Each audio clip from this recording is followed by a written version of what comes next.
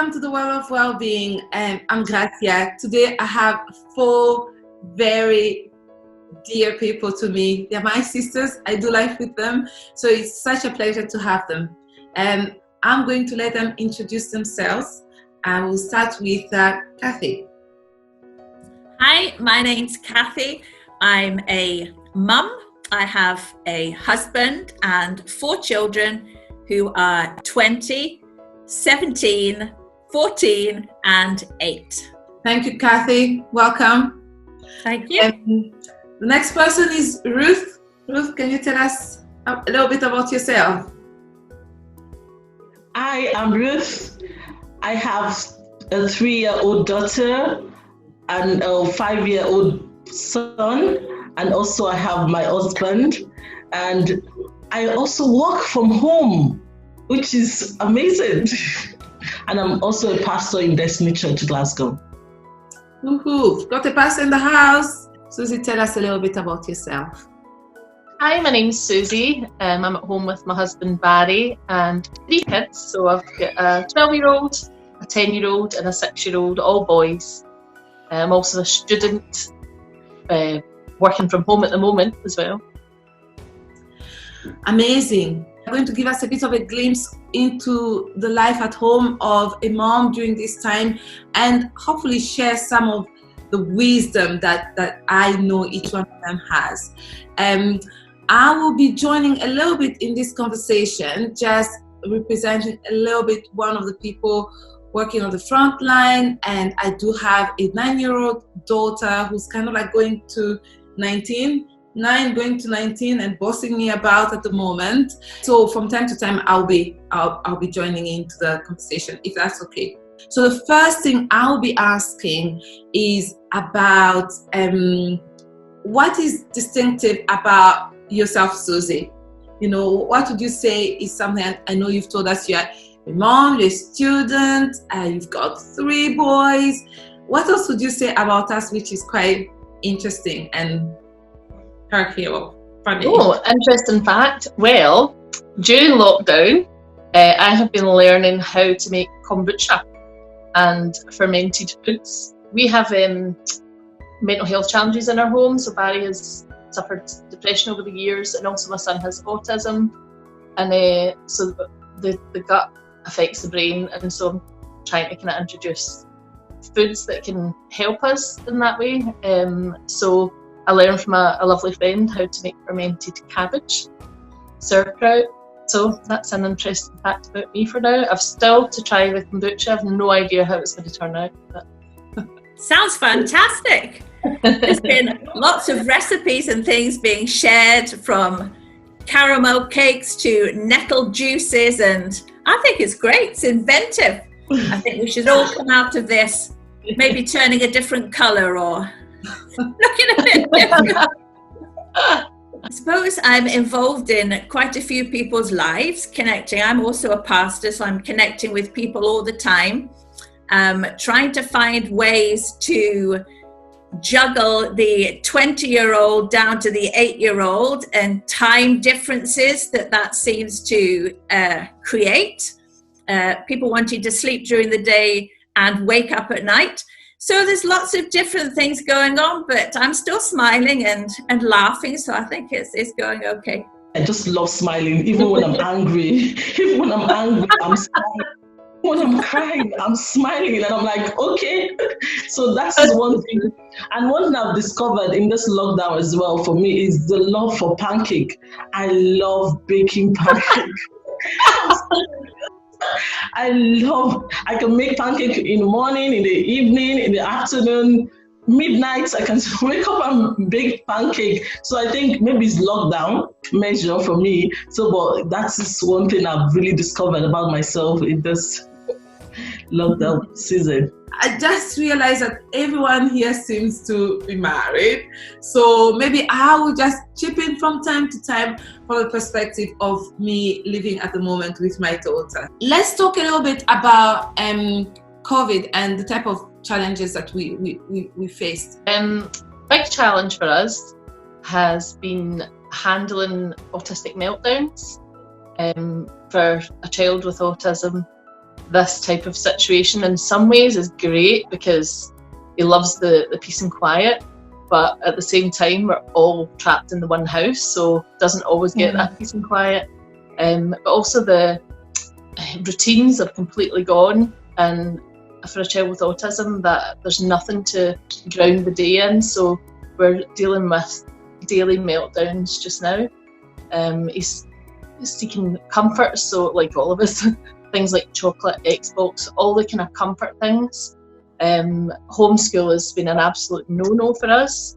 We tried it for 2 days, having structured homeschool, and we realised very quickly it's not going to work for us, because home is safe space, and for a child with autism, it's really important to separate those things and to know exactly what's happening in one space from another.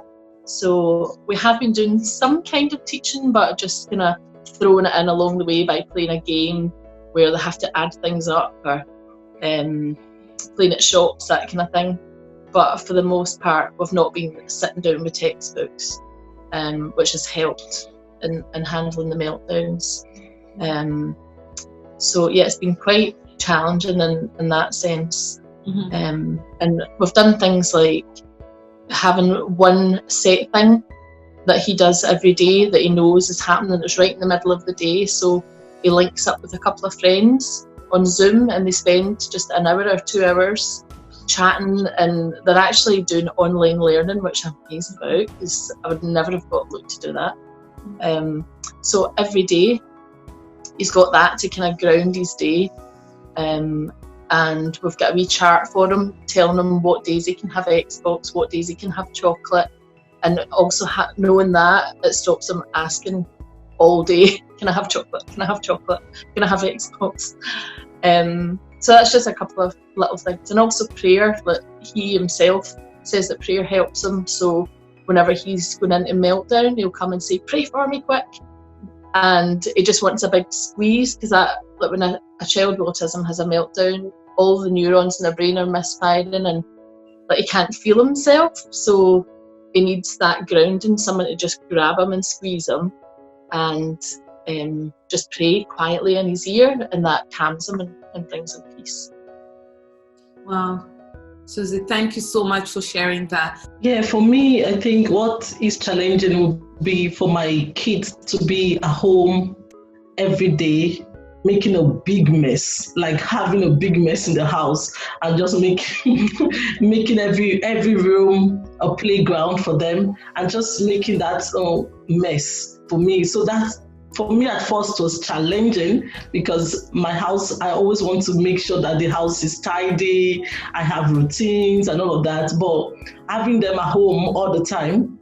Yes, we can see that walls. We're just wondering, how does she keep those white walls with a 3-year-old and a 5-year-old?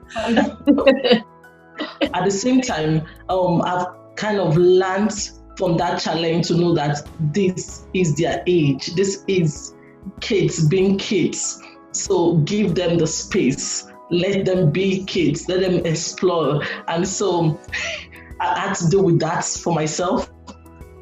And so it's kind of creates that atmosphere for them to know that, okay, they can play and they can also tidy up. So yeah, that's what it is. I love that. Yeah. I think by listening to Ruth and Susy and the triumphs that you're having, you are teaching your kids so much.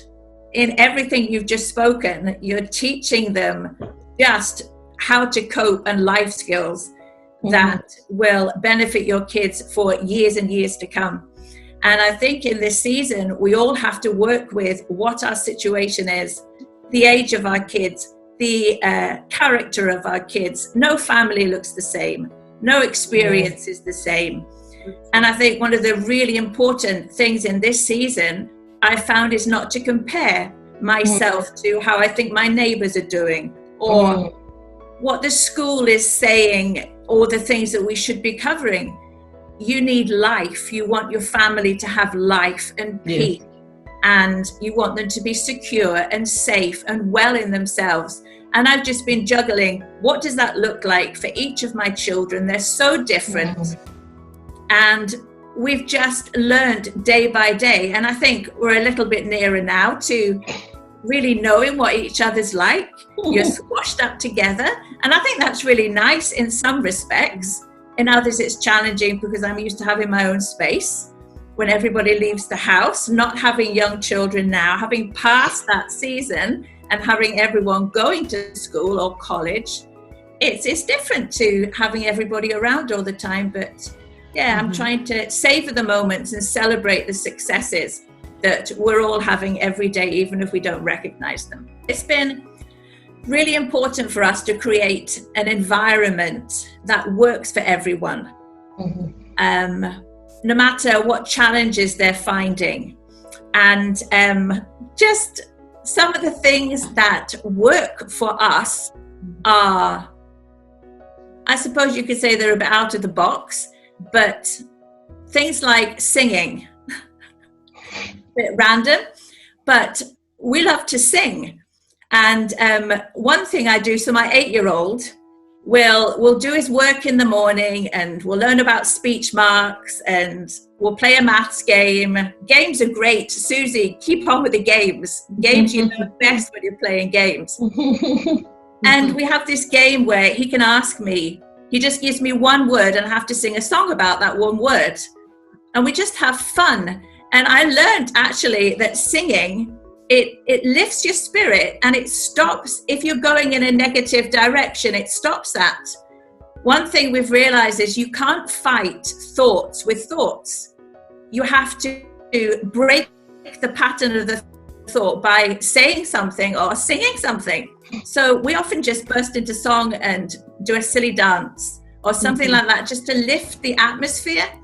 I think laughing as a family, as individuals on your own, is extremely important in this season. And they say that a good belly laugh will relax you for 45 minutes after you've laughed. So we like to laugh. The kids will make silly TikTok dances and we'll just laugh at them. Laugh at my inability to join in. And laughing, it releases endorphins, it decreases stress, and it diffuses anger. And I think all of these things are so important to create an atmosphere that people want to be in. Our kids, they're here with us. It can't be an adult environment. It can't just be a child's environment. It has to be a family home where everyone's needs are catered for. Everyone can feel, I want to get up in the morning. I want to be with these people. It's not going to be hard. And we try not to get cross with one another when they don't want to sit and do their whatever lesson it is. We don't want to watch News Round for the 10th time or whatever it is. We try not to blame one another or point out one another's weaknesses and the things they're doing wrong, because you're in a closed environment. I think it's really important to focus in on the things that are working, celebrate the things that they do well, and just anchor in on those. And I've seen in my own kids, their just self-esteem goes up when we get creative together. Those sorts of things. So challenging behaviors and just some ideas on how to manage this. I think we need to remember that challenging behaviours are going to be magnified just now, because being in a contained space, the whole world's turned upside down. So we've certainly had that experience of challenging behaviours being on the increase, more tantrums, more fights among siblings, and it can be really challenging. That some days you just think, I need to get to the end of this day so we can start fresh tomorrow. So for us, we've got lots of different wee things we put in place. If things are getting too much, we have family chat, and we get cookies, we get hot chocolate, and we sit round and we just talk as a family about the challenges that each of us is experiencing, and just hearing it from them, and then get them to help come up with the solutions. So it's not us just giving them rules. This is what we need to do now. It's them say, well, what do you think is going to work? What's going to help change those fights between you? And and getting them actually come up with the solutions, then I find they take hold of it more. So things like letting them feel their emotions. Sometimes we can be quick to just want quiet, just want the fighting to stop because it's, living more peacefully, but actually letting them express their emotions in a safe way. So we have safe things they can do, like they're allowed to punch a cushion, they're allowed to scream into a pillow, they're allowed to go to a wee safe part of the house where there's nothing they can hurt themselves on or damage, and just express, whatever they're feeling. Run about, count to 10. Also, we've got a wee list, I think it's up behind it. Just here, when I'm angry, what we can do. So it's rather than trying to stop the emotions, just giving them avenues to express them. And I think with the lockdown as well, I'd noticed my 6-year-old had stopped hugging. So it's just being mindful of what's changed about them. There's something different about their behaviour. It could be a quiet behaviour. And I'd noticed Nathan wasn't hugging. And then we had a little chat one night and he just burst out crying and said, "I'm worried I'm going to die." And we just didn't. We talked about COVID and, we'd had family chats about it, but you just don't know what's going on in their wee minds. And so for him, he was just, he couldn't cope with emotions, so he was just shutting down. And he was worried about not seeing family, not seeing friends, so he had a sobbing into a cushion moment when asked about a friend of his. And so we had a good chat about it, and then this morning I got a hug from him for the first time since lockdown. And I've hugged him, but for the first time he ran in and jumped on me and hugged me, and I thought, yes. So it's just noticing those little things as well. The quiet behaviour changes. I think it's really good that communication is so important for kids, because once they have that anger in them, they want to just express the anger, but having to communicate with them is really good. And I see that in my 3 and 5-year-old. Most times when they are upset with each other, the first thing is I want to come in between and say, what is the matter? Like, tell me what it is. So them explaining the issue then diffuse the situation. And I think for me, what has worked well also when they're upset is having to go outside and run or outside the garden and just play the football or play something and express that strength and energy that they need at that moment. And so it helps in a way, just giving them that space to go outside to have that fresh air, in that moment. So that's amazing. And I think when they're older children, that ability to talk it through so that they realize that what they're doing, how that affects the other people in the household, how it makes other people feel. I find that my kids, that when they understand, when I do this, actually it hurts you, because when they understand the because, then they tend to try not to do that, or they come and say sorry because they understand what they're doing and the core. Yeah. I actually wanted to also just give a big shout out at each and every one of our children, the children that we are representing here, or even all the children, because hey, come on, this has been such a strange time for them. Yeah. And doesn't really matter their age, they're just wondering what's going on. Yeah. So I have to say officially, my hero is my little 9-year-old. Because what is actually just taking on her chin and allowing, change. And as you said, they at their level, they try to understand the world we are in. And I hope that, the whole COVID, but even just going forward, we learn something from our kids and how to be with them and how to cope with things. This has been amazing, ladies. Thank you. If you liked it, can share and subscribe.